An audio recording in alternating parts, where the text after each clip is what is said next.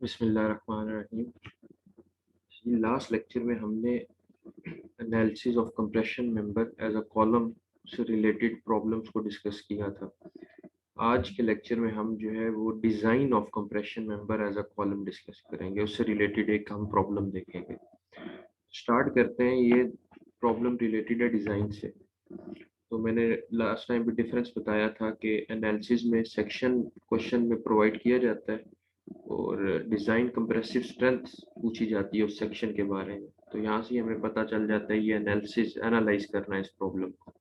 और डिज़ाइन में ये होता है कि स्ट्रेंथ प्रोवाइड कर दी जाती है क्वेश्चन में and you are asked to opt suitable section for that strength.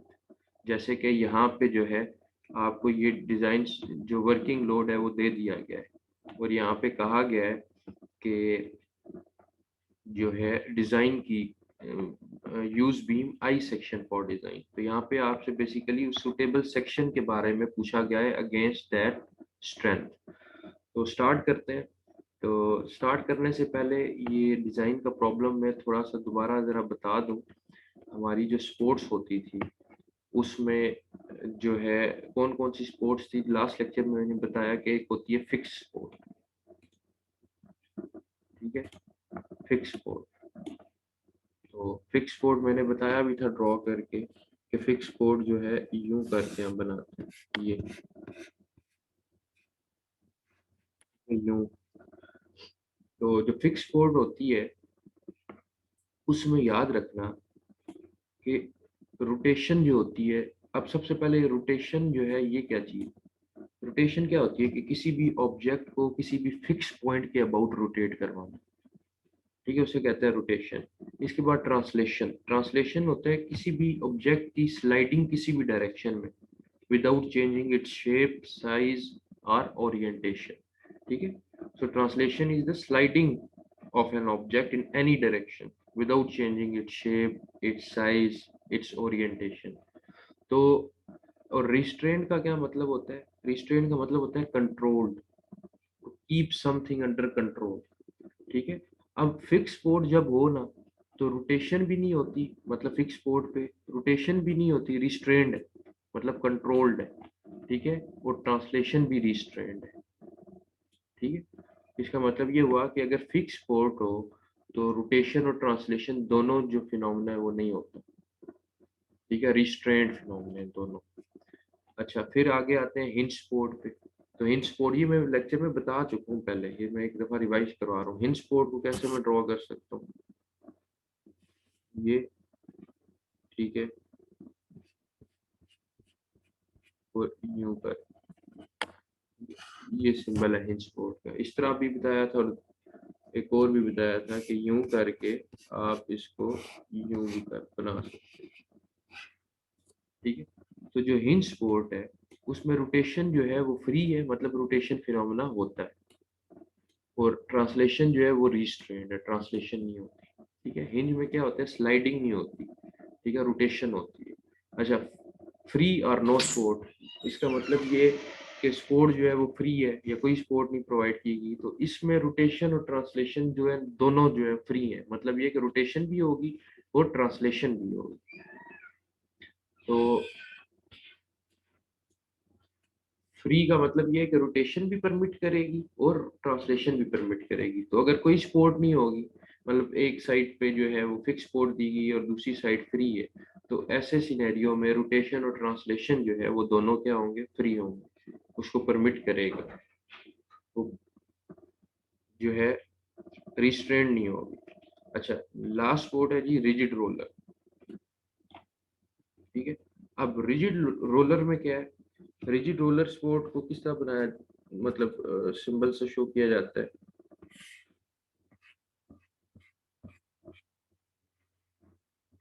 ये ऊपर। तो रिजिड रोलर में क्या होता है, रोटेशन रिस्ट्रेंड होती है, ठीक है, मतलब कि रोटेशन परमिट नहीं करती रिजिड रोलर, लेकिन ट्रांसलेशन क्या होता है, फ्री होती है, ये परमिट करती है। मतलब ये जो अगर स्पोर्ट रोलर होगी तो यूं मूवमेंट होगी, स्लाइडिंग होगी, लेकिन यूं रोटेशन नहीं होगी उसमें, ठीक है। तो ये था कि डिफरेंट स्पोर्ट्स और उनमें रोटेशन और ट्रांसलेशन का क्या फिनोमेना है। ठीक है, तो ये चीज़ें इस डिज़ाइन के प्रॉब्लम से पहले पता होनी चाहिए। तो ये 4 डिफरेंट तरह के केसेस हैं कि अगर फिक्स स्पोर्ट हो दोनों, इस तरह मिक्सचर भी हो सकता है ना कि एक स्पोर्ट फिक्स है दूसरे हिंज है। तो ये आप पता होना चाहिए कि रोटेशन कहाँ पे रिस्ट्रेंड है और कहाँ पे फ्री है। सिमिलरली ट्रांसलेशन कहाँ पे रिस्ट्रेंड है और कहाँ पे फ्री है। तो अब स्टार्ट करते हैं, हम आते हैं अपने क्या कहते हैं प्रॉब्लम पे। प्रॉब्लम क्या है? प्रॉब्लम गिवन है अ कॉलम 6 मीटर लॉन्ग। जो कॉलम है वो 6 मीटर लॉन्ग। ठीक है, it is effectively held in position and restrained against rotation at both ends। ठीक है, तो ये देखो वो कह रहा है जो कॉलम है ना, it is effectively held in position and restrained against rotation. कि restrained किसके अगेंस्ट है? रोटेशन के अगेंस्ट है। और वैसे जो है ये effectively held in position, it is effectively held in position. ठीक है, it is effectively held in position, कि वो अपनी पोजीशन जो है उसमें इफेक्टिवली हेल्ड है, मूव नहीं करेगा। And restraint against rotation at both ends, यानी कि कॉलम के दोनों जो एंड्स हैं उसमें जो रोटेशन का फिनोमेना है वो जो है क्या कहते हैं नहीं होगा। ठीक है, लेकिन अगर ये लिखता कि रीस्ट्रेंट फ्री अगेंस्ट रोटेशन तो फिर उस हिसाब से सिनेरियो चेंज होता। तो अब इस केस में जो है, एक मिनट,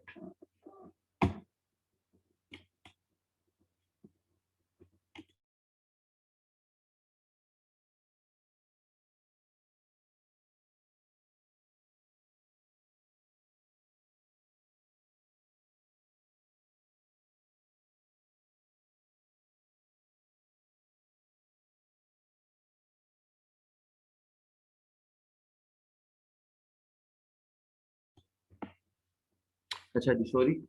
तो बात हम ये कर रहे थे कि जो कॉलम है वो 6 मीटर लॉन्ग है and it is effectively held in position and restrained against rotation at both ends। ठीक है, तो इसका मतलब ये है कि वो कहना ये चाह रहा है सिंपल वर्डिंग में, जो कॉलम है वो उसकी दोनों जो साइड्स हैं वो फिक्स्ड है। क्योंकि देखो फिक्स केस में क्या होता है, रोटेशन भी रिस्ट्रेंड होती है और ट्रांसलेशन भी रिस्ट्रेंड होती है। तो उसने भी क्वेश्चन में यही कहा है कि कॉलम जो है it is effectively held in position, अपनी पोजीशन पे इफेक्टिवली हेल्ड है and restrained against rotation at both ends. और अगेंस्ट रोटेशन भी क्या है? रिस्ट्रेंड है। तो ये देखो फिक्स स्पोर्ट ऐसी स्पोर्ट होती है जिसमें रोटेशन भी रिस्ट्रेंड होती है और ट्रांसलेशन भी क्या होती है? रिस्ट्रेंड होती है। हिंज में रोटेशन फ्री होती है और ट्रांसलेशन रिस्ट्रेंड होती है। सिमिलरली अगर वो क्वेश्चन की स्टेटमेंट में यू लिख देता कि it is effectively held in position but free against rotation, तो देखो रोटेशन फ्री किस में होती है? ट्रांसलेशन तो रिस्ट्रेंड ही होगी क्योंकि इफेक्टिवली वो अपनी पोजीशन पे है। ठीक है, तो ट्रांसलेशन वाले केस में क्या होगा? ट्रांसलेशन रिस्ट्रेंड है, लेकिन रोटेशन अगर वो कह देता के साथ रोटेशन फ्री है तो वो केस होता है हिंज स्पोर्ट का। ठीक है, तो ये आपको देखना पड़ेगा, ये आपको चीज पता होगी तो क्वेश्चन की जो स्टेटमेंट है उस लिहाज से आपको पता चलेगा स्पोर्ट कौन सी है। तो अभी क्योंकि क्वेश्चन में बताया गया है कि जो कॉलम है it is effectively held in position and restrained against rotation at both ends, यानी कि दोनों एंड्स जो हैं उनमें ना तो रोटेशन होगी ना ट्रांसलेशन होगी। तो ऐसा सिनेरियो कौन सा होता है? फिक्स पोर्ट का होता है। ठीक है, फिक्स पोर्ट। तो ये जो है आपने जो कॉलम बनाया उसके दोनों एंड्स को क्या बना देना है? फिक्स बना देना, पहला काम। क्योंकि क्वेश्चन में मेंशन था कि कॉलम जो है it is restrained against rotation and it is effectively held in position, मतलब ये कि वो it is also restrained against translation. अच्छा, उसके बाद लेंथ थी 6 मीटर। ठीक है, और दूसरा स्पोर्ट्स जो होगी वो फिक्स। अच्छा, carries a working load of 700 kilo Newton. अच्छा, एक चीज याद रखनी है कि वर्किंग लोड को सर्विस लोड भी कहते हैं। कहीं पे वर्किंग लोड लिखा होगा और कहीं पे सर्विस लोड लिखा होगा। ठीक है, जो वर्किंग है उसको, वर्किंग लोड को सर्विस लोड भी कहते हैं। सर्विस लोड भी कहते हैं।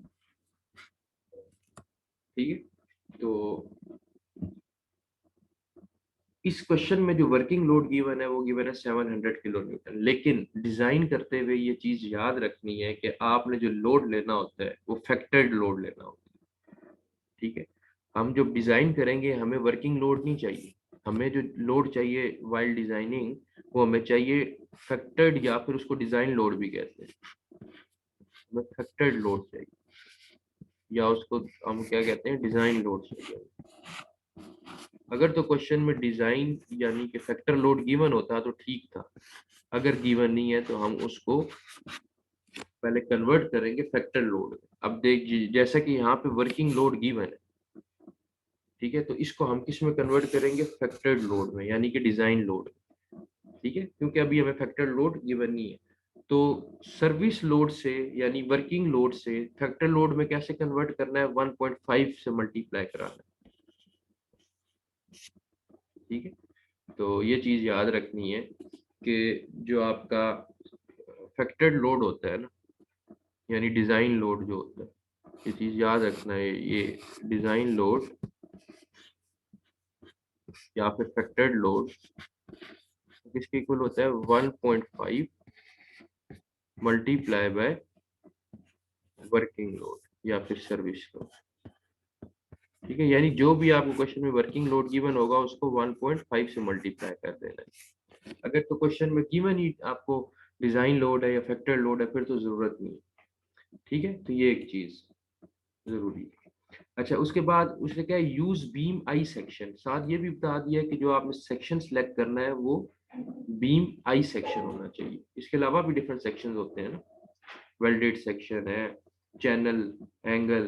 तो उसने बता दिया कि जो आपने सेक्शन, क्योंकि इतने ज्यादा टेबल्स में इतने सेक्शंस गिवन है, आपने कौन सा सिलेक्ट करना है उसने क्वेश्चन में मेंशन कर दिया कि यूज बीम आई सेक्शन। ठीक है, इसी से रिलेटेड हमने एनालिसिस के प्रॉब्लम भी किए थे, उसमें हमें आई सेक्शन गिवन होता था और हमने डिजाइन लोड निकालना होता, डिजाइन स्ट्रेंथ निकालनी होती थी। अब इसमें हमने सिलेक्ट जो है डिजाइन, हमें जो वर्किंग लोड है वो गिवन है, अब उसको हम कन्वर्ट करेंगे डिजाइन लोड में और फिर उससे हमने क्या, सेक्शन सेलेक्ट करना है। अच्छा, साथ ही उसने बता दिया F Y is equal to 250 megapascal, yield stress की वैल्यू दे दी है, and F U ultimate stress की वैल्यू भी दे दी। तो या तो यहाँ पे वो स्टील का ग्रेड लिख देता, कोई भी ग्रेड, फिर आपको टेबल से ये वैल्यूज देखनी पड़ती, या फिर वो वैल्यू आपको बता देगा। अगर लेट्स सपोज नहीं मेंशन वैल्यूज, तो आपको याद होना चाहिए कि एफ पी 410 ग्रेड ही आपने कंसिडर करना है, उसके लिए एफ वाई की वैल्यू 250 होती है और एफ यू की जो वैल्यू है वो 410 मेगा पास्कल होती है। तो ये थी क्वेश्चन की स्टेटमेंट। तो सबसे पहले पेज नंबर 45 आईएस जो कोड है, ठीक है, उसका पेज नंबर 45, पेज नंबर 45 पे आपने सबसे पहला काम क्या होता है, उसी तरीके जिस तरह एनालिसिस के न्यूमेरिक के प्रॉब्लम्स किए ना, यही स्टेप्स हम फॉलो करेंगे, सिर्फ एक एडिशनल स्टेप आएगा वहां पे मैं आपको बताऊंगा। ठीक है, तो उस एडिशनल स्टेप जो है वो सिर्फ हम डिजाइन में करते हैं और एनालिसिस में जो है वो स्टेप्स हम स्किप करते हैं। तो एनालिसिस वाले ही स्टेप्स हैं, सिर्फ एक एडिशनल स्टेप आएगा, तो इसमें मसला नहीं होगा डिजाइन वाले प्रॉब्लम में। जो नया स्टेप होगा उसमें जरा ज्यादा फोकस करूंगा। तो सबसे पहले पहला काम, लेंथ हमें क्वेश्चन में गिवन थी 6 मीटर। ठीक है, तो लेंथ 6 मीटर, उसको कन्वर्ट कर लिया मिलीमीटर में, तो 6 मल्टीप्लाई 1000। ठीक है, 1 metre is equal to 1000 millimetre, तो 6000 मिलीमीटर मेरे पास लेंथ आ रहा है। उसके बाद मैंने निकालनी है इफेक्टिव लेंथ, तो वही पेज नंबर 45। ठीक है, तो पेज नंबर 45 पे हम जाते हैं।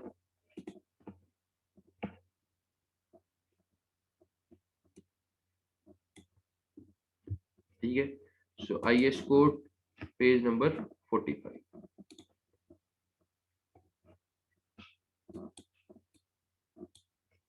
ठीक है, ये आगे पेज नंबर 45। ठीक है, यहाँ से हमने इफेक्टिव लेंथ देखनी है और हमारा केस कौन सा है, हमारा केस है बोथ एंड्स आर फिक्स्ड। सो ये बेसिकली जो मेरा सिनेरियो है वो ये है। ठीक है, ये देख कि बोथ हैंड्स क्या है, फिक्स्ड है। ये फिक्स और ये फिक्स है। तो इफेक्टिव लेंथ किसके इक्वल है? 0.65 एल। ठीक है, यही या तो इसको याद कर लो या फिर ये टेबल आपने देखना है, ये टेबल आपके पास होना चाहिए। तो पेपर में या क्विज में इस तरह का प्रॉब्लम आता है तो आपने इस टेबल को यूज करके इफेक्टिव लेंथ, अदरवाइज 3-4 वैल्यूज हैं आप याद कर लो। ठीक है, तो जब दोनों एंड फिक्स हो तो इफेक्टिव लेंथ किसके इक्वल होती है? 0.65 एल के इक्वल होती है। ठीक है, तो ये देखें, ये इफेक्टिव लेंथ जो है उसका कॉलम। तो हम वापस आते हैं, तो इफेक्टिव लेंथ किसके इक्वल आ गई? 0.65 एल के इक्वल।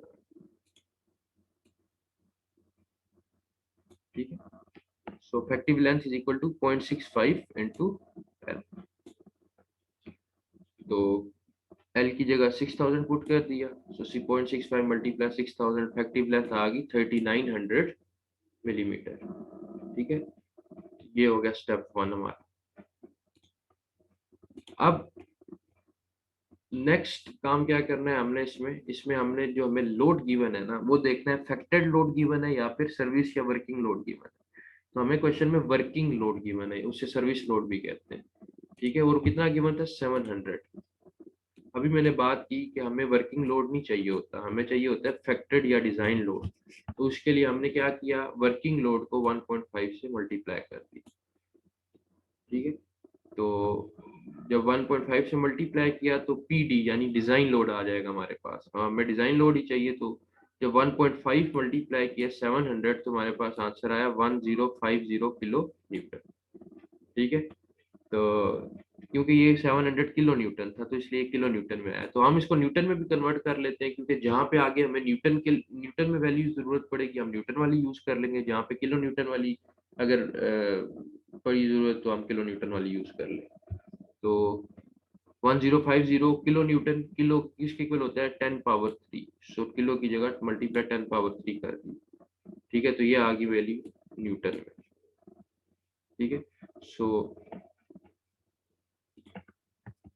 ये हमारे पास आ जाएगा डिजाइन लोड। हमारे पास क्वेश्चन में सर्विस लोड गिवन था, हमने डिजाइन लोड निकाल ली। अच्छा, इसके बाद क्वेश्चन में और क्या गिवन था? एफ वाई की वैल्यू गिवन थी। ठीक है, एफ वाई कितना था? 250 मेगा पास्कल। मैंने कल भी बताया था कि 1 megapascal is equal to 1 newton per millimetre square. तो मेगा पास्कल लिखो या न्यूटन पर मिलीमीटर स्क्वायर लिखो, एक ही बात है। सो यील्ड स्ट्रेस किसके इक्वल थी? 250 क्वेश्चन में गिवन है, अगर ना गिवन होती तो आपने 250 ही एज्यूम करनी थी। Similarly F U ultimate stress कितनी गिवन है? 410 मेगा पास्कल, जो कि हो जाएगी 410 न्यूटन पर मिलीमीटर स्क्वायर। अच्छा जी, अब दूसरा काम है जी इसमें, सेकंड जो स्टेप है वो है एरिया रिक्वायर्ड, एरिया निकालना। क्यों? क्योंकि हमने स्टील टेबल में से एरिया देखना है, तो हमें पता होना चाहिए कि एरिया रिक्वायर्ड कितना है जो सेक्शन हम डिजाइन करने के लिए जा रहे हैं उसका। तो अब ये एनालिसिस में हम ये लास्ट में स्टेप करते थे, जो यहाँ पे भी कर रहे हैं। क्या करते थे? डिजाइन कंप्रेसिव स्ट्रेंथ निकालते थे। कैसे? P D is equal to A E multiply by F C D. अब हमें क्या चाहिए? अब यहाँ से अगर मैं एरिया निकालना चाहूँ तो एरिया इसी साइड पे रहेगा, P D divided by F C D हो जाएगा। एफ सी डी उस साइड पे चला जाएगा ना, so P D divide by F C D हो जाएगा। सो इसको ए, ये तो इफेक्टिव एरिया के लिए फार्मूला था। अगर रिक्वायर्ड एरिया के लिए फार्मूला लगाना चाहूँ तो यहाँ ए की जगह ए रिक्वायर्ड आ जाएगा। सो रिक्वायर्ड एरिया भी किसके इक्वल होगा? P D divided by F C D के। इसको इफेक्टिव एरिया का नाम नहीं देना, क्योंकि अभी जो एरिया हम निकालने जा रहे हैं वो रिक्वायर्ड एरिया। ठीक है, इफेक्टिव एरिया जो हम स्टील टेबल से देखेंगे वो वाला होगा। ठीक है, तो इसको आपने कंफ्यूज नहीं होना, इसको आपने नाम जो देना है इसके सबस्क्रिप्ट में लिखना है वो रिक्वायर्ड लिखना है, ए ई नहीं लिखना। ये फार्मूला वो था डिजाइन कंप्रेसिव स्ट्रेंथ निकालने के लिए। तो अगर यहाँ से एरिया निकालना है तो पी डी डिवाइडेड बाय क्या करूंगा? एफ सी डी करूंगा। ठीक है, तो ये चीज इसका ध्यान रखना। अच्छा, अब एरिया रिक्वायर्ड किसके इक्वल होगा? P D divided by F C D के। अब एफ सी डी की वैल्यू आपके पास है नहीं, पी डी आपके पास है। पी डी की वैल्यू क्या है आपके पास? ये पी डी की वैल्यू गिवन। ठीक है, 1050 किलो न्यूटन, ये है पी डी की वैल्यू। ठीक है, और जो दूसरी चीज चाहिए वो क्या चाहिए? वो चाहिए एफ सी डी।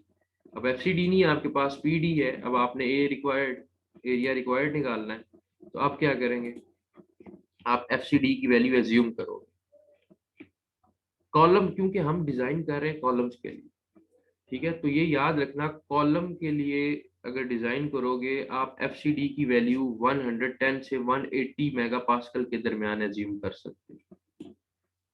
ठीक है, कोड कहता है कि आप कम ज्यादा भी कर सकते हो, लेकिन आपने जो एज्यूम करनी है वैल्यू वो 110 से 180 मेगा पास्कल के दरमियान एज्यूम करनी है। ये चीज इसका आपने ख्याल रखना है। ठीक है, तो आप इसके दरमियान कोई भी वैल्यू एज्यूम कर सकते हो FCD कॉलम्स के लिए। अब अगर स्ट्रट का केस हो तो वो डिफरेंट है, स्ट्रट के लिए आप 60 से 120 के दरमियान एज्यूम कर सकते हैं। ठीक है, FCD की बात कर रहा हूँ, ये FCD कॉलम्स के लिए आप FCD 110 से 180 के दरमियान एज्यूम कर सकते हो, और स्ट्रट्स के लिए आप 60 से 120 के दरमियान एज्यूम कर सकते हो। तो अब क्योंकि हम डिजाइन कर रहे हैं compression member as a column, तो हम 110 से 180 के दरमियान कोई भी वैल्यू एज्यूम कर सकते हैं। तो यहाँ पे लेट्स सपोज मैंने एज्यूम कर ली 130। ठीक है, FCD की वैल्यू क्या एज्यूम कर ली, 130 मेगा पास्कल, उसको मेगा पास्कल लिखो या न्यूटन पर मिलीमीटर स्क्वायर लिखो, एक ही बात है। तो ये 130 वैल्यू क्या कर ली, एज्यूम कर ली FCD। तो अब A रिक्वायर्ड कैसे आएगा, PD divided by FCD। So PD की जगह 1050 मल्टीप्लाई 10 की पावर 3 न्यूटन वाली वैल्यू लिखी, ठीक है, PD की जो डिजाइन लोड है, और उसके बाद डिवाइडेड बाय FCD, अभी जो आपने वैल्यू एज्यूम की है, कितनी एज्यूम की है, 130। ठीक है, सो एरिया रिक्वायर्ड क्या आ गया, PD डिवाइडेड बाय FCD। तो ये आपके पास आंसर आएगा 8076.92 मिलीमीटर स्क्वायर। ठीक है, क्योंकि ऊपर न्यूटन था और नीचे न्यूटन पर मिलीमीटर स्क्वायर था, वो न्यूटन न्यूटन आपस में कैंसिल आउट हो गए, यहाँ पे न्यूटन था ना, और यहाँ पे क्या था, न्यूटन पर मिलीमीटर स्क्वायर।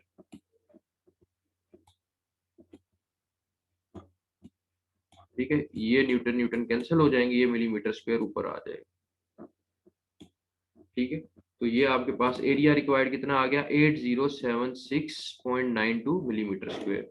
इसको सेंटीमीटर स्क्वायर में भी कन्वर्ट कर लेते हैं, क्यों, क्योंकि जो टेबल में आपको याद हो एनालिसिस का जब प्रॉब्लम किया था, टेबल में जो सेक्शनल एरिया की वैल्यूज गिवन है वो सेंटीमीटर स्क्वायर में गिवन, तो इसको हमने सेंटीमीटर स्क्वायर में कन्वर्ट कर लेना ताकि हमें आगे मसला ना हो। सेंटीमीटर स्क्वायर में कैसे कन्वर्ट करोगे, 8076.92 इसको डिवाइड करोगे किसके साथ, 100 के साथ, क्योंकि एक सेंटीमीटर में 10 मिलीमीटर होते हैं, तो अब हम मिलीमीटर से सेंटीमीटर में जा रहे हैं, तो हमें डिवाइड करना पड़ेगा कि, और 7 स्क्वायर भी है, तो डिवाइडेड बाय 100 करेंगे तो हम किस में, एरिया रिक्वायर्ड हमें मिल जाएगा सेंटीमीटर स्क्वायर में। तो इसको जब कन्वर्ट किया तो मेरे पास 80 पॉइंट राउंड ऑफ करके 80.77 सेंटीमीटर स्क्वायर मेरे पास एरिया आ जाए। तो अब सेकंड स्टेप था एरिया रिक्वायर्ड निकालना, वो हमने निकाल लिया। अब चलते हैं थर्ड स्टेप पे। थर्ड स्टेप वैसे ही है जैसे हम एनालिसिस में करते थे, कि एनालिसिस में तो ये होता था सेक्शन हमें गिवन होता था, ठीक है, बल्कि ये वाला जो स्टेप है ये हम एनालिसिस में नहीं करते थे। ठीक है, ये हम उसमें स्किप कर देते थे क्योंकि सेक्शन ऑलरेडी हमारे पास होता था। तो अब जो थर्ड स्टेप है वो है सिलेक्शन ऑफ सेक्शन। अब हमने सेक्शन सिलेक्ट करना है। क्वेश्चन में गिवन था कि यूज बीम आई सेक्शन। तो अच्छा याद रखना है कि आपने जब भी सेक्शन सिलेक्ट करना है आपकी जो कॉलम के लिए बात कर, design of compression member as a column के लिए बात कर रहा हूँ, कॉलम के लिए आपकी प्रेफरेंस होनी चाहिए ISHB। जब भी आप टेबल से सेक्शन सेलेक्ट करोगे तो आपकी पहली प्रेफरेंस क्या होनी चाहिए कि आप ISHB सेक्शन सेलेक्ट करो, यानी इंडियन स्टैंडर्ड हैवी बी। ठीक है, और सेकंड नंबर पे आपकी प्रेफरेंस होनी चाहिए ISMB, Indian standard medium weight B. ठीक है, तो पहली प्रेफरेंस आपने हमेशा ISHB सिलेक्ट करना है, क्योंकि आपने देखा लास्ट टाइम भी देखा था टेबल में, जो स्टील टेबल में आपको दिखा देता हूँ, यहाँ पे ये देखो ISJB, ISLB, ठीक है, ISLB है, ISJB है, ISMB है। ठीक है, तो ये डिफरेंट जो है वो गिवन है डेजिग्नेशंस, ISMB, ISWB। तो आपने जो पहली प्रेफरेंस कॉलम के लिए लेनी है वो लेनी है ISHB। ठीक है, और लेट्स सपोज अगर ये आपकी आपने प्रेफरेंस ली और ये प्रेफरेंस जो है ये चेक आपने जो लगाया वो ओके नहीं हुए, तो आपने फिर सेकंड प्रेफरेंस की तरफ जाना है ISMB। हालांकि हो जाएंगे, ऐसा नहीं होगा कि आपको सेकंड प्रेफरेंस पे जाना पड़े, मोस्ट जाना भी पड़ जाए तो आपने पहली प्रेफरेंस ISHB और सेकंड प्रेफरेंस ISMB रखनी है सेक्शन सेलेक्ट करते हुए। तो अब ये तो होगी बात याद रखने के लिए। अब आपने टेबल 4 पे जाना है, स्टील टेबल, ठीक है, page number 2 and above. So steel table में ये आ गया आपका स्टील टेबल,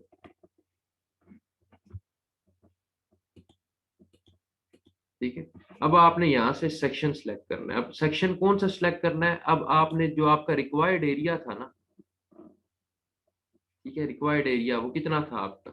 आपका रिक्वायर्ड एरिया था 80.77। अब आपने वहां पे एरिया देखना है जो कि 80.77 से ज्यादा हो। स्टील टेबल में आप जो एरिया देखोगे वो इस 80.77 से ज्यादा होना चाहिए, ठीक है।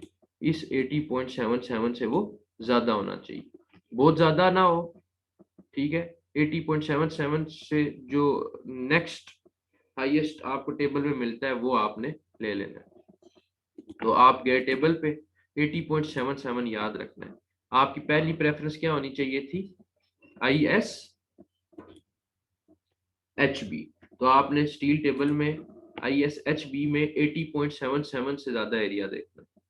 सो ये सारा क्या है? ISLB, ISJB ये नहीं चाहिए, पहले ISHB देखूंगा, ठीक है। ये ISMB, ISWB, ISHB, ये आ गया ISHB, यहाँ से स्टार्ट हो रहा है ISHB, ठीक है। और आप देखो ये जो सेकंड कॉलम है, ये वाला कॉलम, ये किसका है? एरिया का, ठीक है। ये सेक्शनल एरिया का कॉलम है, ये वाला, ठीक है, ये वाला कॉलम,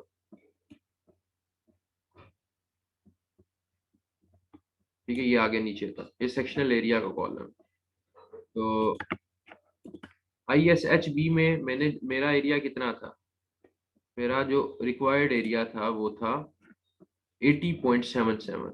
सो 80.77 से यहाँ पे ज्यादा देखो कौन सा है? ये 80.77 से एरिया कम है, ये भी कम है, ये भी कम है, ये भी कम है, ये भी कम है, ये भी कम है, ठीक है। ये भी नहीं, ये भी नहीं, ये भी नहीं। 80.25 ये कम है, 80.77 था ना, तो 80.25 भी कम है। ये देखो 85.91, 80.77 से ज्यादा है। ये भी 80.77 से ज्यादा है, ये भी ज्यादा है, ये भी ज्यादा है। लेकिन हमने क्या, बहुत ज्यादा नहीं लेना, जो उससे मतलब इनमें से मिनिमम भी हो और आपके एरिया रिक्वायर्ड से ज्यादा हो वो लेना है। तो ये सेक्शन में सिलेक्ट करूंगा ISHB 350,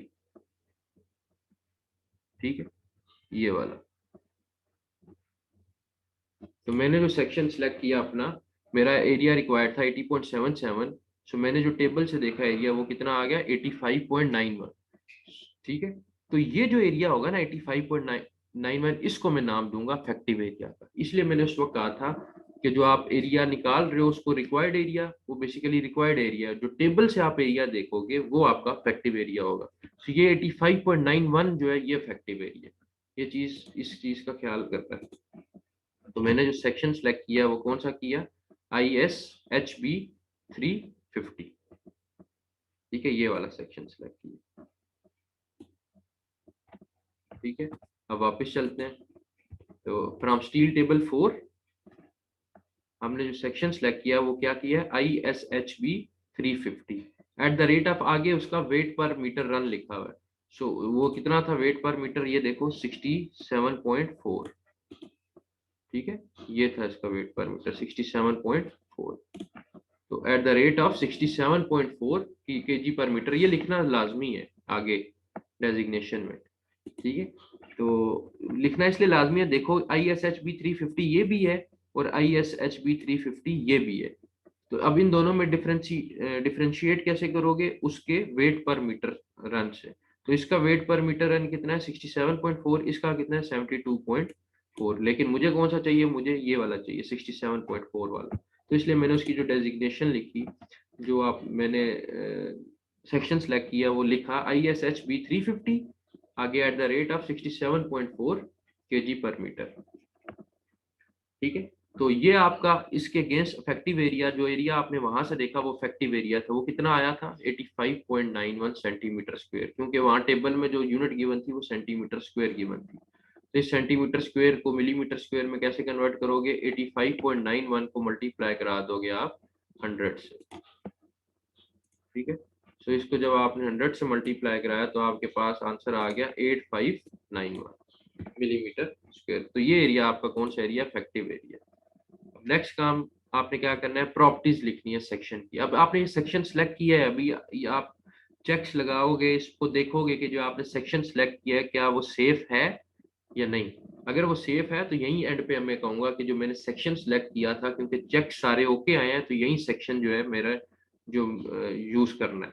अगर वो ओके नहीं आते चेक्स तो फिर मैं दोबारा ये रिपीट करूंगा, यहाँ से ही दोबारा मैं आऊंगा टेबल पे, कोई और देखूंगा सेक्शन।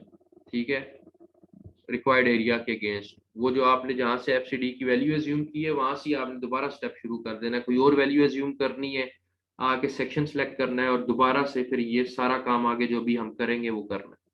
अब ये एनालिसिस में भी हमने यही काम किया था कि सेक्शन, क्योंकि एनालिसिस में तो पहले हमारे पास सेक्शन होता था, फिर हम उसकी प्रॉपर्टीज लिखते थे। अब यहाँ पे हमने सेक्शन सेलेक्ट किया पहले, अब उसकी प्रॉपर्टीज लिखेंगे, प्रॉपर्टीज उसी टेबल से ये सारी प्रॉपर्टीज लिखी हुई है। ये आपका सेक्शन था ISHB 350। ठीक है, तो ये आगे देखो ये सारी प्रॉपर्टीज लिखी हुई है ना, sectional area, depth of section, width of flange, thickness of flange, thickness of web, radius of gyration, ये फिर RXX और RYY। ठीक है, तो आपने ये सारी वैल्यूज यहाँ से उठा के लिखी। ठीक है, तो आपका जो सेक्शन था वो कौन सा था, आपका ये वाला सेक्शन था ना, ये। तो आपको कौन कौन सी वैल्यूज चाहिए होंगी, ये आपका इफेक्टिव एरिया। ठीक है, ये आपकी H, total depth 350 millimetre, similarly ये 11.6, 8.3, फिर रेडियस ऑफ जायरेशन ये RXX 14.93 और RYY 5.34। तो देख लेते हैं आपका BF विड्थ ऑफ फ्लैंज कितनी है, 250 मिलीमीटर। तो उधर आते हैं, ये जो आपकी 250 मिलीमीटर है ये विड्थ ऑफ फ्लैंज है। ठीक है, ये BF विड्थ ऑफ फ्लैंज थी, ऊपर वो लिखा हुआ है। Similarly thickness of flange and thickness of web, ये यहाँ से आपने उठा के सारी प्रॉपर्टीज लिख लेंगे। तो मैं अब उधर जाता हूँ। ठीक है, तो ये आपने क्या क्या लिख लिया, H total depth of section उधर टेबल से देख के जो कि कितनी आई 350 मिलीमीटर। ठीक है, similarly BF width of flange होती है, ये कितनी आई 250 मिलीमीटर। ठीक है, उसके बाद thickness of flange 11.6 millimetre, then thickness of web 8.3 millimetre. उसके बाद रेडियस ऑफ जायरेशन में आपने RXX लिखा 14.93 एंड RYY लिखा 5.34। ठीक है,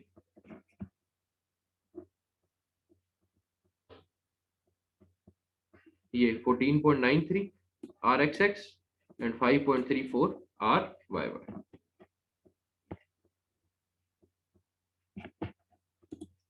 अब हमें RXX और RYY में से एक रेडियस ऑफ जायरेशन चाहिए, वो कौन सा चाहिए, लीस्ट या मिनिमम रेडियस ऑफ जायरेशन चाहिए।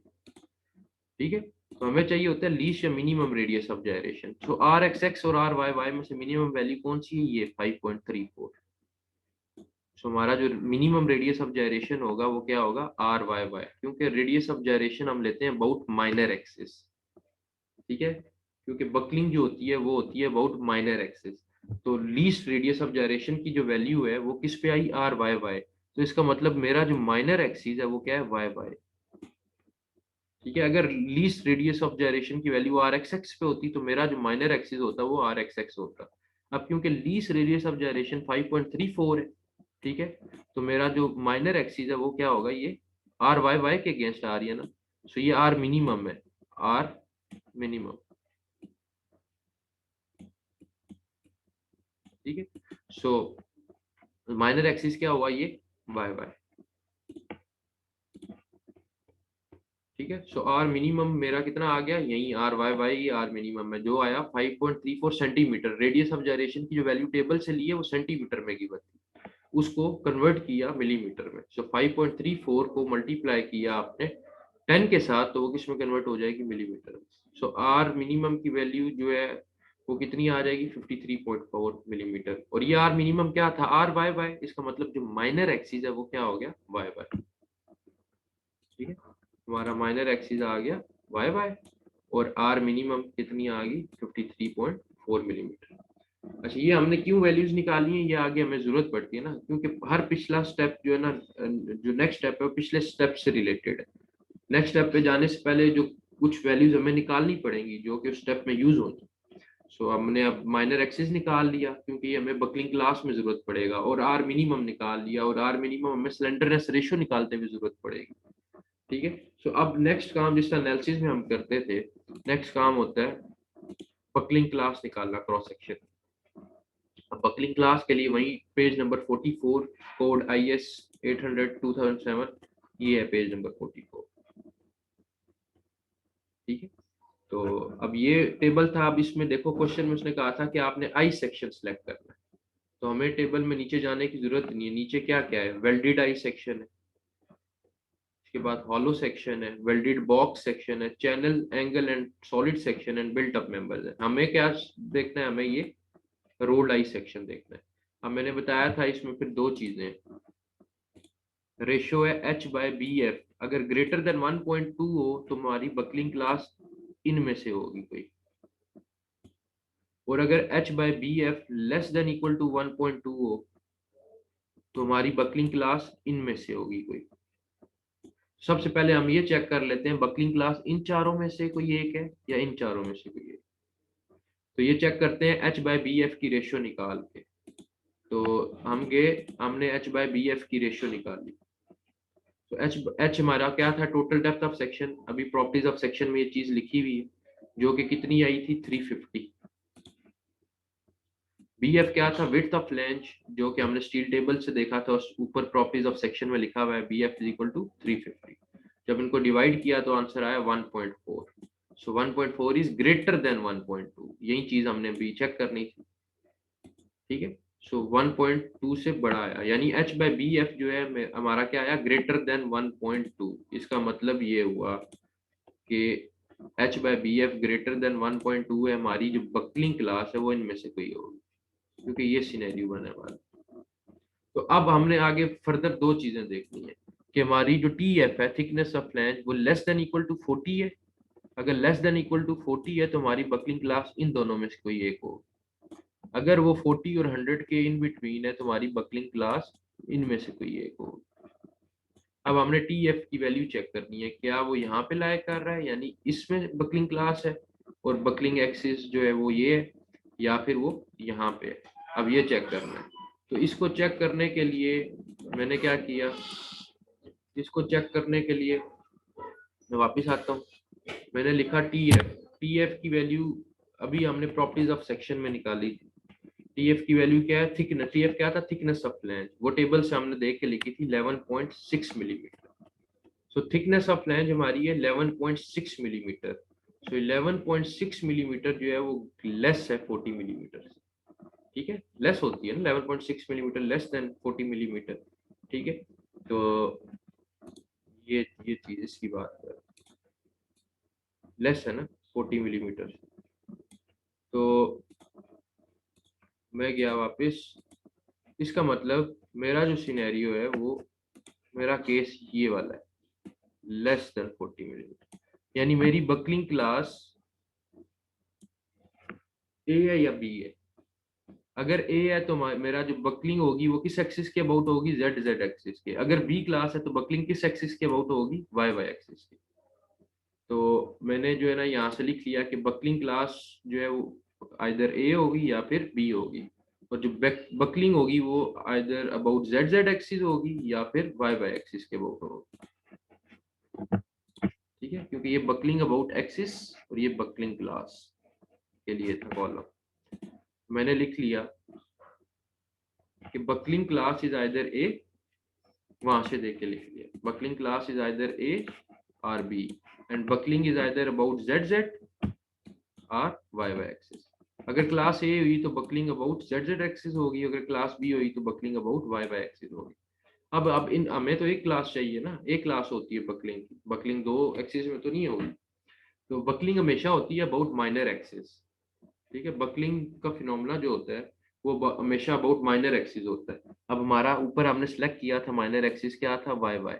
तो इसका मतलब ये कि मैं बकलिंग की जो क्लास है वो इस एक्सिस के अबाउट जो क्लास बनती है वहीं सेलेक्ट करूंगा। तो वो कौन सी क्लास बनती थी, बी।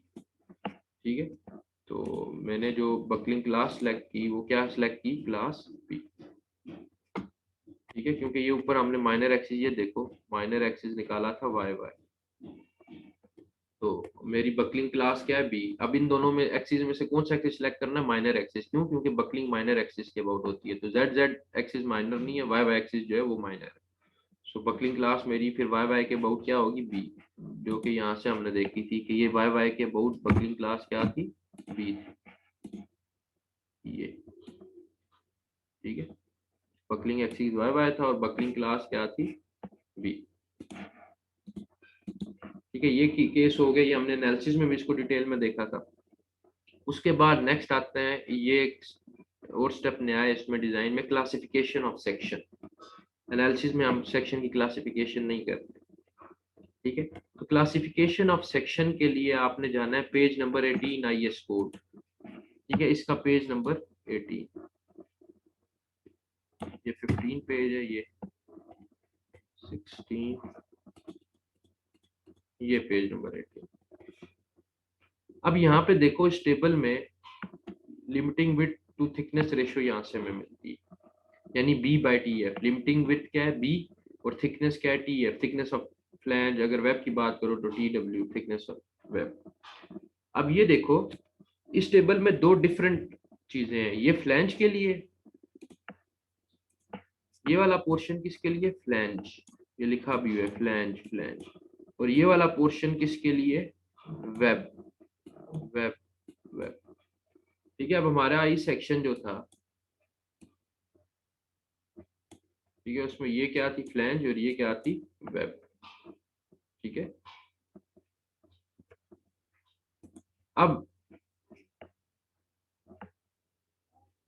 अब देखो ये जो फ्लैंज है इसमें से हमारा केस रोल्ड सेक्शन का है, वेल्डेड सेक्शन का है, या कंप्रेशन ड्यू टू बेंडिंग का है, या एक्सियल कंप्रेशन का है। हमारा case rolled section, I section था ना, rolled beam section I section होता है। तो फ्लैंज के केस में मैंने जो रेशो लेनी है वो B by T F, formula क्या है, B divided by T F. अब क्लास सेक्शन की एक प्लास्टिक है, एक कंपैक्ट है, एक सेमी कंपैक्ट है। आपने पहली प्रेफरेंस लेनी है सेमी कंपैक्ट को। तो आपकी जो सेमी कंपैक्ट में क्लास ऑफ सेक्शन है उसके लिए क्या फॉर्मूला बनता है, 15.7 एप्सिलॉन। ठीक है, ये सिंबल होता है एप्सिलॉन का, ये।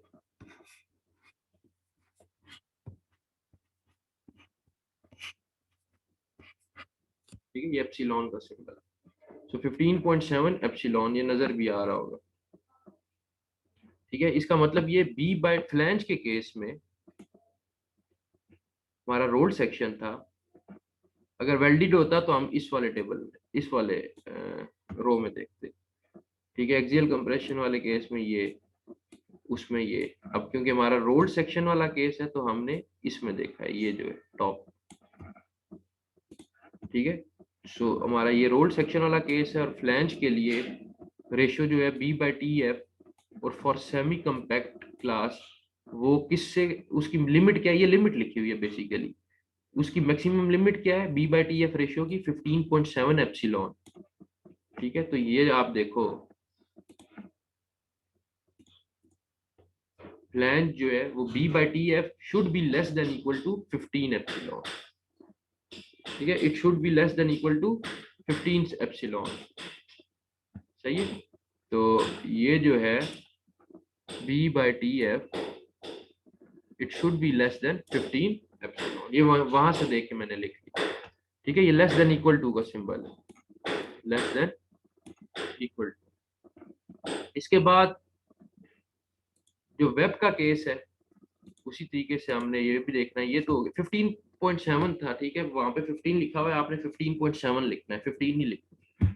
यहाँ पे आपने जो लिखना है ये 15 नहीं लिखना है, ये 15.7 कर देना है, ये चीज गलती से लिखी है। अच्छा, वेब के केस में वापस आते हैं टेबल पे। अब ये वेब है, ठीक है। अब वेब के केस में ये वेब आपका R1 इज नेगेटिव, R1 आपका ये वाला होगा एक्सियल कंप्रेशन, ये वाला केस है, ठीक है। अब एक्सियल कंप्रेशन में रेशो देखो D डिवाइडेड बाय TW, और सेमी कम्पैक्ट वाले केस में आप आके देखो 42 एप्सिलॉन, मतलब मैक्सिमम लिमिट कितनी है 42 epsilon. So D by TW should be less than equal to 42 epsilon, यानी ये मैक्सिमम लिमिट थी ना, तो इसका मतलब ये हुआ ये जो रेशियो है ये इस 42 एप्सिलॉन से के इक्वल या लेस होनी चाहिए, 42 एप्सिलॉन के। तो ये अब आपकी जो है लिमिट्स थी। ये टेबल देखने का ये तरीका है जो मैंने बताया। तो अब आप आए वापस, ठीक है, ये देखो D by TW less than equal to 42 epsilon, ये उसी टेबल से देख के मैंने ये दोनों चीजें लिख दी हैं, ये भी और ये भी। अब TF तो हमारे पास है प्रॉपर्टीज ऑफ सेक्शन में, TW भी हमने देखा हुआ है प्रॉपर्टीज ऑफ सेक्शन में, ऊपर लिखा हुआ है। B और D नहीं है हमारे पास, ना ये B है मेरे पास ना ये D है। अब ये B और D कैसे निकाला जाए, और B और D है क्या, ये मैं लास्ट लेक्चर में बता भी चुका हूँ, इसको हम देखते हैं। अच्छा, पहले एप्सिलॉन की वैल्यू कैसे निकलेगी, ये 15 एप्सिलॉन है ना। अब एप्सिलॉन की वैल्यू क्या होगी, याद रखना, अगर एप्सिलॉन की वैल्यू गिवन नहीं है तो आपने इस फार्मूले से निकालनी है। फार्मूला क्या है, under root 250 divided by F Y. So F Y आपको क्वेश्चन में गिवन है, एफ वाई 250 गिवन है, so 250 divided by 250 under root 1 हो जाएगा, और अंडर रूट 1 किसके इक्वल होता है 1 के। सो एप्सिलॉन की वैल्यू कितनी आ गई 1 के इक्वल आ गई, ठीक है। ये फार्मूला यूज करना है। अब फ्लैंज और वेब में मेरे पास बी और डी नहीं था, अब बी और डी कैसे निकाला जाए, ये वही फिगर मैं दोबारा दिखा देता हूँ, इस फिगर को गौर से देखना। अब ये जो आई सेक्शन है, मैंने लास्ट टाइम भी बताया था, जो आई सेक्शन होता है, एक तो ये यहाँ से वो कर्व्ड होता है इस जगह से, ये वाला पोर्शन कर्व्ड है, ठीक है।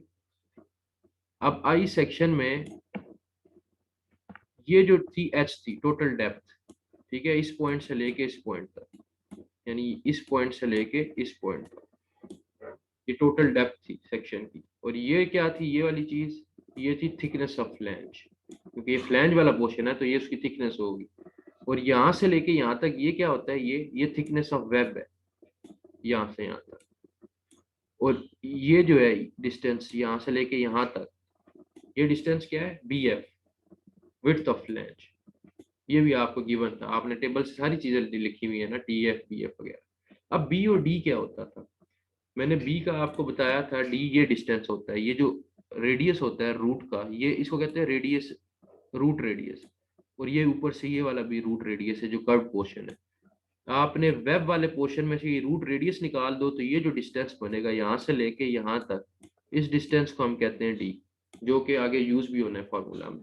और B क्या होता है, B होता है कि फ्लैंज की एक साइड से ये, अच्छा, ये एक्सिस वाई वाई एक्सिस होता है, ये जो एक्सिस की लाइन आ रही है, ठीक है, ये एक्सिस कौन सा एक्सिस है, ये वाई वाई एक्सिस है, ये वाला, ये वाई वाई एक्सिस। और ये जो एक्सिस है ये वाला, इसको या तो जेड जेड एक्सिस कहीं पे नाम दिया जाता है या कहीं पे एक्स एक्स एक्सिस कहा जाता है। कोड में भी ना कहीं पे एक्स एक्स एक्सिस कहा गया है, कहीं पे जेड जेड एक्सिस कहा गया, इसलिए दोनों लिख दिए, ठीक है। तो ये जो वाई वाई एक्सिस है, ये टोटल डिस्टेंस क्या था BF। सो फ्लैंज की एक साइड से इस एक्सिस तक का डिस्टेंस, क्योंकि जो बकलिंग होती है वो बहुत माइनर एक्सिस होती है, बकलिंग इस एक्सिस के अबाउट होगी ना, ये जो वाई वाई एक्सिस है, ठीक है, बकलिंग इस वाई वाई एक्सिस के अबाउट होती है। सो फ्लैंज की एक साइड से उस एक्सिस तक का डिस्टेंस क्या होता है B, जो कि आपने यूज करना है उसको। और D कौन सा डिस्टेंस है, D ये वाला डिस्टेंस।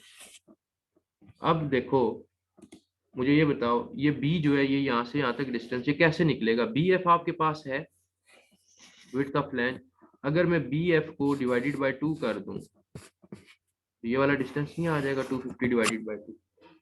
ठीक है, इसका मतलब जो बी है वो किस तरह निकलेगा, बी एफ डिवाइडेड बाय 2 करके। बी का तो मसला सॉल्व हो गया। अब रह गया डी का मसला। डी कैसे निकलेगा, ये वाला डिस्टेंस देखो, टोटल डिस्टेंस कितना है, टोटल डिस्टेंस ये वाला एच है। एच में से माइनस किया मैंने ये वाला डिस्टेंस, ये ऊपर वाला और ये नीचे वाला, यानी एच में से माइनस किया 2 मल्टीप्लाई बाय टी एफ। ये क्या था, ये वाला डिस्टेंस, ये थिकनेस ऑफ फ्लैंज थी। सो एच में से माइनस किया 2 multiply by thickness of flange. अच्छा, उसमें से फिर ये भी माइनस करना है, रूट रेडियस, और ये भी माइनस करना है। इसका मतलब -2 into R R, R R is root radius. 2 क्यों किया, क्योंकि एक रूट रेडियस ये और एक रेडियस एट रूट ये, तो R R is root radius. ठीक है, सो डी मेरा किस तरह निकलेगा, D -2 into T F -2 R are.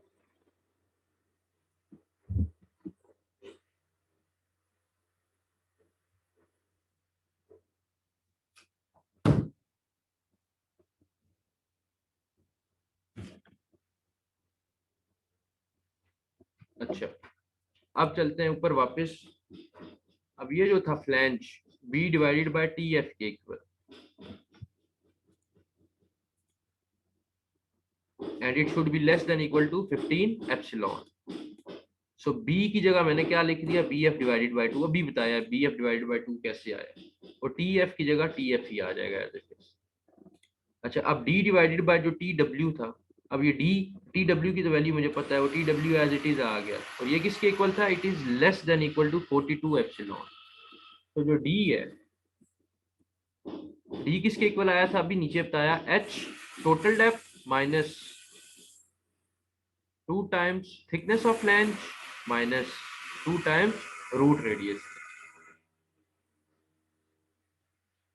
ठीक है, अब इसमें क्या करना है, वैल्यू पुट करनी है, तो मेरे पास बी बाई टी एफ की रेशियो आ जाएगी, वो हम चेक कर लेंगे। 15.7 यहाँ पे आएगा। ठीक है, 15.7 एप्सिलॉन से लेस है या नहीं। Similarly D by T W की रेशियो इस तरह आ जाएगी, वो हमने चेक कर लेना है कि 42 एप्सिलॉन से कम है या नहीं। कम हुई तो इसका मतलब ओके है सेक्शन जो हमने सेलेक्ट किया है, अदरवाइज हमने दोबारा वही काम हमें करना पड़ेगा, दोबारा जाके कोई और सेक्शन देखना पड़ेगा, कोई और सेक्शन देखेंगे, फिर उस लिहाज से हम जो है वो करेंगे, दोबारा ये सारे स्टेप्स करेंगे। तो अभी हम पहले फॉर्मूला में वैल्यू पुट करते हैं, वैल्यूज पुट करके हम देखते हैं क्या ये रेशियो कम बनती है या नहीं। अच्छा, ये रूट रेडियस की वैल्यू कहाँ से आएगी, ये जो इसमें रूट रेडियस है ये वाला, ये एक चीज रहेगी। अब ये जो रूट रेडियस था, 2 इंटू रूट रेडियस, ये भी आपने टेबल में जाना है, स्टील टेबल। आप गए स्टील टेबल में, ठीक है, स्टील टेबल में ये देखो, आपको ये नजर आ रहा होगा रेडियस एट रूट लिखा हुआ, रेडियस एट रूट।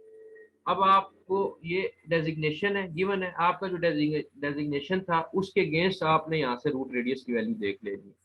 अब आपने जो सिलेक्ट किया था सेक्शन, वो कौन सा सिलेक्ट किया था, आपने सिलेक्ट किया था ISHB 350।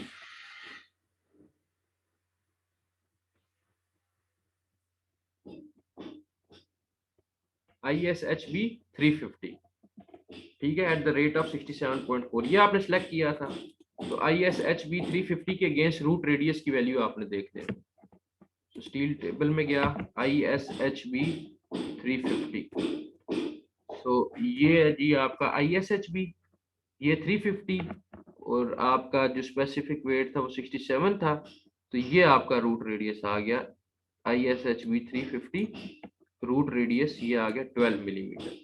ठीक है, ये ऊपर देखो, ये रूट रेडियस है मिलीमीटर, ठीक है, रूट रेडियस, तो ये कितना आ गया, 12 मिलीमीटर।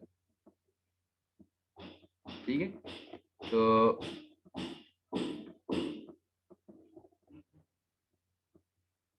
आपने ये रूट रेडियस की वैल्यू इस टेबल से लेनी है, स्टील टेबल।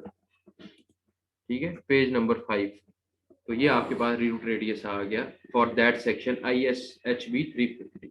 अब आपने उसी वो जो आपके पास फॉर्मूला था, फाइनलाइज फॉर्म बनी थी, ये BF divided by 2 divided by TF और H minus 2 TF minus 2 into root radius divided by TW, इसमें आपने वैल्यूज पुट करनी है। तो इसमें आपने वैल्यूज पुट की, BF की जगह क्या, वही प्रॉपर्टीज ऑफ सेक्शन में गए, 250 डिवाइडेड बाई 2, TF की जगह उसकी वैल्यू, तो आंसर आया 10.77। 10.77 इज लेस देन 15 एप्सिलॉन। क्यों? क्योंकि एप्सिलॉन की वैल्यू 1 थी, तो 15.7 यहाँ पे आता है, मल्टीप्लाई 1 15.7, यानी ये मेरा ओके है, क्योंकि ये रेशियो लेस आई है 15 एप्सिलॉन। सिमिलरली वेब जो D बाई TW थी, इसमें आपने वैल्यूज पुट की, यहाँ पे डिवाइडेड बाई TW भी आएगा, ठीक है, इस जगह आपने डिवाइडेड बाय TW भी लिखना है, यहाँ पे डिवाइडेड बाय TW है। आपने वैल्यूज पुट की, आंसर आपके पास आया 36.482, और ये भी लेस आया किससे, 42 एप्सिलॉन, क्योंकि एप्सिलॉन की वैल्यू क्या थी, 1, 42 मल्टीप्लाई 1 1, तो 36.482 is also less than 42 epsilon. ये भी हो गया ओके। इसका मतलब हमारा जो सेक्शन है वो क्लासिफाई हो गया। अगर ये चेक ना ओके होता तो सेक्शन क्लासिफाइड ना होता। तो सेक्शन क्लासिफाइड हो गया, तो अब हम लिखेंगे कि जो AE है, एरिया ऑफ स्टील टेबल वाला हम लेंगे। अब आगे हम मतलब यही एरिया लेके चलेंगे, क्योंकि अभी हमने चेक करना था कि जो सेक्शन हमने लिया है वो क्या क्लासिफाइड है या नहीं। अगर ये क्लासिफाइड ना होता, हम कोई और सेक्शन सेलेक्ट करते और दोबारा ये चेक्स लगाते। अब क्योंकि ये दोनों चेक्स फ्लैंज और वेब के ओके आ गए हैं, तो इसका मतलब जो टेबल से हमने AE देखा था, ठीक है, कौन सा AE देखा था, जो एरिया देखा था उसको हमने AE का नाम दिया था टेबल से, ये वाला AE, इसका मतलब ये यही एरिया हम यूज करेंगे आगे फर्दर कैलकुलेशन में, 8591, ठीक है, और यही हमारा कौन सा एरिया, इफेक्टिव एरिया, ठीक है, 8591। And section is semi compact. अगर टेबल देखो, ये हमने किसके लिए केस लिया था, सेमी कम्पैक्ट के लिए केस लिया था, तो इसका मतलब चेक ओके हो गया, सेक्शन क्या है, सेमी कम्पैक्ट है। अगर ओके ना होते तो हम कम्पैक्ट की तरफ जाते हैं, हम 15.7 एप्सिलॉन की जगह 10.5 एप्सिलॉन लिमिट लेते हैं, ठीक है, और अगर ये भी ना होता तो फिर हम प्लास्टिक की तरफ जाते हैं, हम 10.5 और 15.7 की जगह 9.4 एप्सिलॉन की वैल्यू जो लेते, वो मैक्सिमम लिमिट लेते फ्लैंज के लिए, सिमिलरली वेब के लिए, ठीक है। तो हमारा सेक्शन क्या है, इस केस को हमने लिया था सेमी कम्पैक्ट है। तो नेक्स्ट स्टेप वही स्लेंडरनेस रेशियो निकालना। स्लेंडरनेस रेशियो का फार्मूला क्या होता है, KL/R minimum. KL effective length ऊपर गिवन है, हमने अभी निकाली है 3900। R मिनिमम जो है वो वही RYY जो था 53.4, और मैंने लास्ट टाइम एनालिसिस में बताया था कि ये जो इनकी रेशियो है, it should be less then 180, और 180 से लेस आई है, तो इसका मतलब ये भी हो गया। अब स्लेंडरनेस रेशियो क्यों निकाली थी हमने लास्ट टाइम भी और अभी भी क्यों निकाल रहे हैं, डिजाइन कंप्रेसिव स्ट्रेस निकालने के लिए। अब डिजाइन कंप्रेसिव स्ट्रेस में स्लेंडरनेस रेशियो, जो टेबल है डिजाइन कंप्रेसिव स्ट्रेस का, उसमें हमें स्लेंडरनेस रेशियो चाहिए होती है, ठीक है। तो वही IS code, sorry steel table में नहीं, IS code page number 40 and above हम जाते हैं। हमारे पास वो जो टेबल था डिजाइन कंप्रेसिव स्ट्रेस निकालने का, ये डिजाइन कंप्रेसिव स्ट्रेस निकालने का ये टेबल, ठीक है। अब ये देखो, ये डिजाइन कंप्रेसिव स्ट्रेस जो है डिफरेंट बकलिंग क्लासेस के लिए, तो हमारी जो बकलिंग क्लास थी वो हम पहले देख लेते हैं, वो क्या थी, वो वाला टेबल हमने यूज करना है। अब हमारी जो बकलिंग क्लास थी वो थी बी, क्लास बी आई थी ना, तो हमने जो ये टेबल देखना है वो क्लास बी के लिए देखना है, ठीक है। तो मैं इस टेबल पे गया,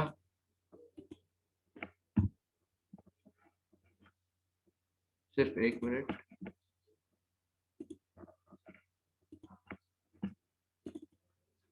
ठीक है, मैं उस टेबल पे वापस आया, कोड जो है IS कोड टेबल 9B पे आऊंगा, क्योंकि मेरी बकलिंग क्लास क्या थी, बी।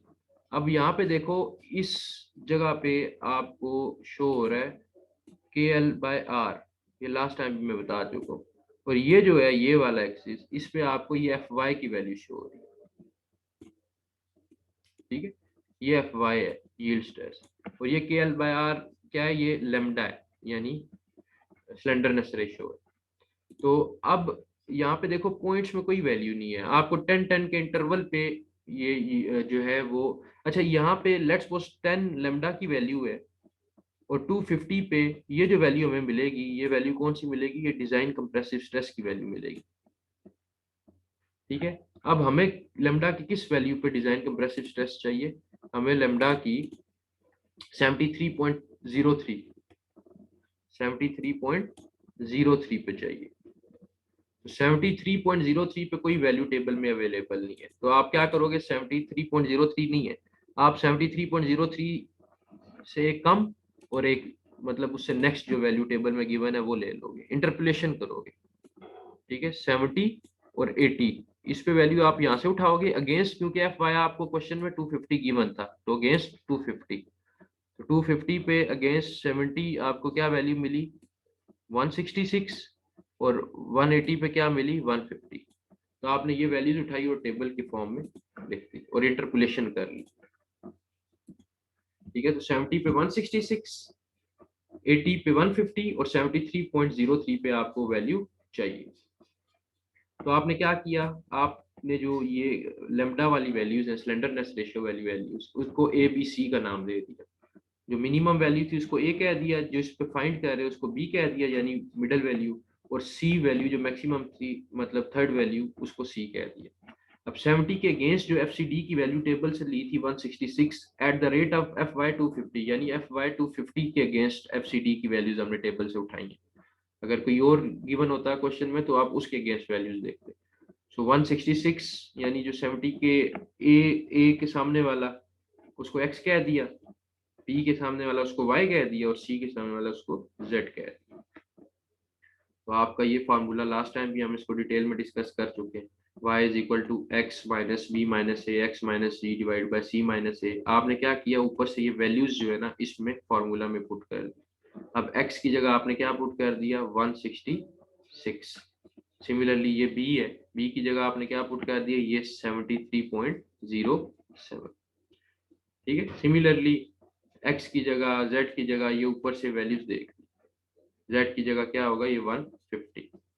तो आपने जब वैल्यूज पुट की, इसको सॉल्व किया, तो आपके पास y जो आया वो आया 161.152 मेगा पास्कल, ठीक है। ये y मेगा पास्कल में ही आना था, क्योंकि आप अगर टेबल देखो तो ये जो वैल्यूज आपको मिल रही है ये मेगा पास्कल में मिल रही है, ठीक है, ये मेगा पास्कल में। तो ये जो y बेसिकली आया ये क्या आया, ये एफसीडी ही आया ना, ये y क्या था, ये एफसीडी की वैल्यू थी एट 73.03 स्लेंडरनेस रेशियो। तो आपके पास ये एफसीडी ही आ गई बेसिकली 161.152। मैंने बताया मेगा पास्कल को न्यूटन पर मिलीमीटर स्क्वायर लिख सकता हूँ, ठीक है। तो ये तो अब एफसीडी से हमने अब लास्ट स्टेप करना है, डिजाइन कंप्रेसिव स्ट्रेंथ निकालनी है। अब डिजाइन कंप्रेसिव स्ट्रेंथ किसके इक्वल होती है, effective area multiply by FCD. अब ये याद रखना है, यहाँ पे आपने इफेक्टिव एरिया पुट करना है। अब आपके पास दो एरिया थे ऊपर, एक रिक्वायर्ड था एक इफेक्टिव था। रिक्वायर्ड वो था जो आपने फार्मूला यूज करके निकाला था, इफेक्टिव वो था जो आपने टेबल से यूज किया था। और जब सेक्शन क्लासीफाई हो गया था तो आपने कहा था कि इफेक्टिव एरिया जो है that is the area from steel table. तो ये AE8591 आपने यूज करना है, ए रिक्वायर्ड यूज नहीं करना। और एफसीडी अभी आपने ये निकाला है। अच्छा ये कंफ्यूज नहीं होना, यहाँ पे कैपिटल एफ लिखा हुआ है, यहाँ पे स्मॉल एफ, आप एक ही रखो, ये स्मॉल एफ ही है बेसिकली, ठीक है। मतलब है ये compressive stress, design compressive stress. तो आपने फार्मूला में सिंपल मल्टीप्लिकेशन कर दी, PD 8591 मल्टीप्लाई बाय 161.52। तो आपके पास जो फाइनल आंसर आया वो आया न्यूटन में, क्योंकि ये मिलीमीटर स्क्वायर में था 8591, और 161.152 ये न्यूटन पर मिलीमीटर स्क्वायर में था। तो वो मिलीमीटर स्क्वायर और मिलीमीटर स्क्वायर कैंसिल हो गया, इसका जो न्यूटन है वो न्यूटन में आंसर आ जाएगा। सो आपने इसको कन्वर्ट कर दिया किलो न्यूटन में। कन्वर्ट कैसे किया, डिवाइड करा दिया आपने इसको 1000 के साथ, ठीक है। ये डिवाइडेड बाय 1000 करोगे, क्योंकि 1 kilo newton is equal to 1000 newton. अब न्यूटन से किलो न्यूटन में जा रहे हो तो डिवाइड करवाओगे, तो आपके पास आंसर किस में आ गया, किलो न्यूटन, 1384.56 पीडी का आ गया। अब आपका ये जो पीडी है, ये जो आया 138.1384.5 किलो न्यूटन, ये फैक्टर्ड लोड से ज्यादा होना चाहिए, ये चीज याद रखनी। आपका जो फैक्टर लोड आया था, अगर मैं आपको एक दफा दोबारा दिखा दूं, 1.5 को जब आपने मल्टीप्लाई किया था वर्किंग लोड से, तो आपका फैक्टर लोड आया था। तो ये जो आपका फैक्टर लोड आया था, ये वाला डिजाइन लोड, ये कितना आया था, 1050 किलो न्यूटन, या फिर 1050 मल्टीप्लाई 10⁻³ न्यूटन। आपने अभी जो डिजाइन कंप्रेसिव लोड निकाला है, वो इस लोड से बड़ा होना चाहिए, वर्किंग लोड से नहीं, इस फैक्टर्ड या डिजाइन लोड से बड़ा होना चाहिए।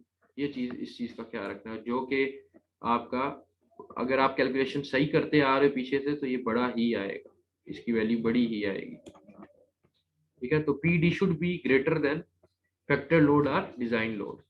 सो पी डी की वैल्यू कितनी थी, 1384.456, और फैक्टर लोड कितना था, 1050। सो हमारे केस में ये 1384, it is greater than 1050। So okay, check, ये भी क्या हो गया, ओके। और ये आएगा यही, अगर पीछे से कैलकुलेशन सही, अगर ये लेस आ जाता है, इसका मतलब कैलकुलेशन में कोई गलती की।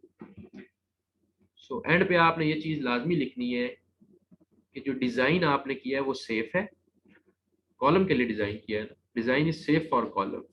और एंड पे आपने दोबारा वो सेक्शन लिखना है जो आपने सेलेक्ट किया था कि ये मेरा सेक्शन जो है, ये फाइनल सेक्शन, सूटेबल सेक्शन है, सेफ है डिजाइन। इस पे कौन सा सेक्शन आपने सेलेक्ट किया था, ISHB 350 eight the rate of 67.4 kg/मीटर। ये सेक्शन सेलेक्ट किया था ना आपने, और इसी को लेके चले थे, और इसी को लेके कैलकुलेशंस की थी, और सारे चेक्स ओके आए हैं। तो मतलब वो जो सेक्शन आप लेके चले थे, क्योंकि चेक ओके आए हैं, तो डिजाइन क्या है, सेफ है फॉर कॉलम। तो ये सेक्शन आपने एंड पे लिखना है, ISHB 350, और उसका जो वेट पर मीटर रन है वो कितना है, 67.4। ये लाजमी लिखना है, क्योंकि ISHB 350 दो डिफरेंट सेक्शन थे, तो उनको डिफ्रेंशिएट उनके वेट पर मीटर रन की बुनियाद पे किया जा रहा है। तो ये था आपका डिजाइन रिलेटेड प्रॉब्लम। एनालिसिस वाले ही कुछ स्टेप्स हैं इसमें, लेकिन इसमें एक दो स्टेप्स जो सप्लीमेंट्री हैं, तो ये आपने इसको प्रैक्टिस करनी है इस प्रॉब्लम की। और कोई भी मसला हो, आप जो है you can contact me. I hope आपको समझ आ गई होगी।